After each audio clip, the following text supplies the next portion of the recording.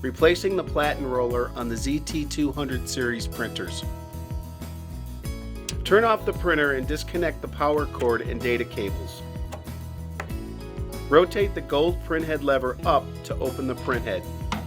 Insert a ballpoint pen into the slide hole and move the gear cover toward the back of the printer.